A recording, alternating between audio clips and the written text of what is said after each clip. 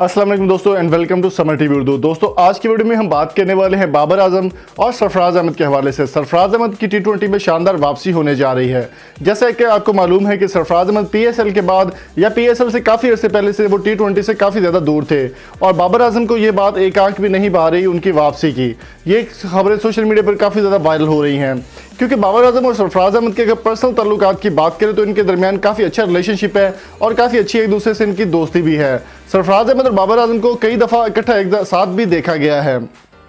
अब अगर बात करें सोशल मीडिया की तो सोशल मीडिया पर एक खबर वायरल हो रही है जिसमें कहा जा रहा है कि बाबर आजम और सरफराज अहमद के दरमियान काफ़ी सख्त लड़ाई हो चुकी है। उसका रीज़न क्या था वो मैं आपको बताता चलूँ कि काफ़ी सारे लोगों का ये कहना है कि बाबर आजम कभी भी नहीं चाहते कि सरफराज अहमद टी20 में वापस आए। अगर सरफराज अहमद टी20 में वापस आते हैं तो बाबर आजम की कप्तानी को ज़रूर खतरा हो सकता है।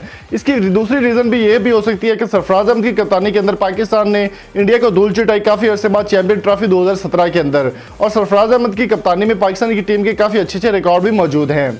बात की जाए अगर बाबर आजम की तो बाबर आजम की कप्तानी में टीम अभी तक कोई भी खास परफॉर्मेंस नहीं कर पाई।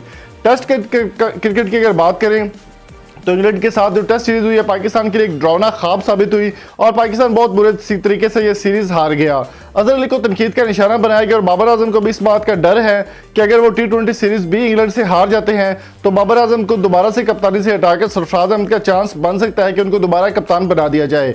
इसलिए बाबर आजम की जानिब से तनकीद का निशाना बनाया जा रहा है और बाबर ये भी कहने सुनने में आ रहा है कि बाबर आजम का ये कहना है कि अगर सरफराज अहमद खेलेंगे तो वो टीम में नहीं खेलेंगे। लेकिन दोस्तों सरफराज अहमद की मौजूदगी सिर्फ काफ़ी नहीं है, सरफराज अहमद को नहीं खिलाया जाएगा ये मैं आपको अभी तक कह रहा हूं कि उनको टी20 में सिलेक्ट कर लिया गया है लेकिन उनको खेलने का चांस नहीं दिया जाएगा क्योंकि फेवरेटिज्म बाबर आजम की तरफ जाती है। अगर सरफराज अहमद को खिलाते तो फिर बाबर आजम कप्तानी भी नहीं करेंगे और बैटिंग भी नहीं करेंगे और पाकिस्तान की टीम जितनी भी है वो सारी बाबर आजम के सर पर चलती है, ये सब आप बखूबी जानते हैं। तो दोस्तों आपकी इस बारे में क्या राय है कमेंट बॉक्स में किन तरह से में जरूर कीजिए।